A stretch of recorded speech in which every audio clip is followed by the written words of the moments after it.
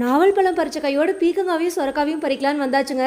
காத்திருக்க வச்சனாலேயே என்னவோ மறைஞ்சிருந்து விளையாடுதுங்க. கண்டுபிடிக்கலாம் வாங்க.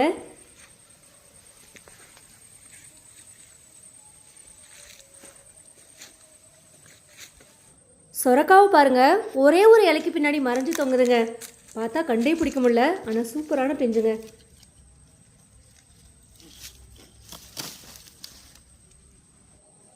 இந்த பக்கம் பீக்கங்காவும் அப்படி தாங்க இருக்குது. எந்த ஒரு பிஞ்சுமே டைரெக்டாக கண்ணுக்கு தெரியலங்க. எல்லாம் புதருக்குள்ளே மறைஞ்சு தான் இருக்குது.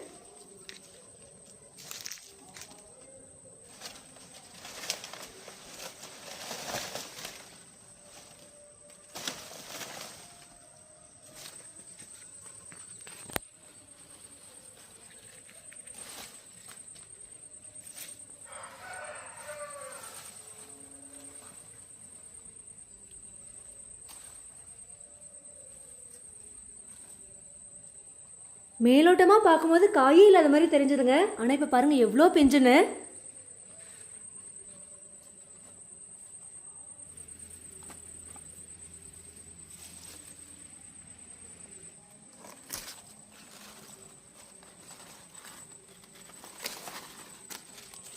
இந்த சொரக்காவும் சூப்பரான பிஞ்சுங்க, அதையும் பறிச்சுக்கலாம்.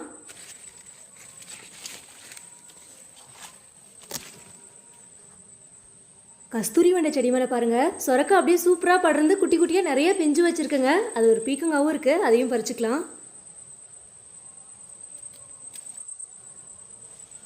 இந்த பக்கம் இன்னொரு சொரக்காவும் இருக்குது, அதையும் பறிச்சுக்கலாங்க.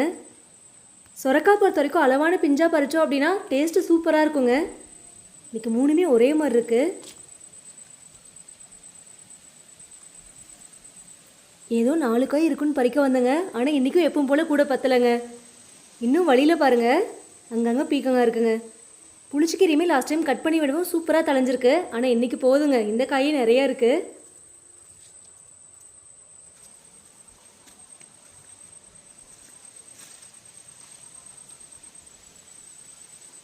சீத்தாப்பழ மரத்தில் பாருங்கள், சூப்பராக ஒரு பீக்கங்காய் தொங்குதுங்க, அதையும் பறிச்சுக்கலாம். இன்றைக்கி ஒரு எண்டு கடை இல்லாமல் போயிட்டுருக்குங்க. ஆல்ரெடி கூட நிறைஞ்சிருக்கு.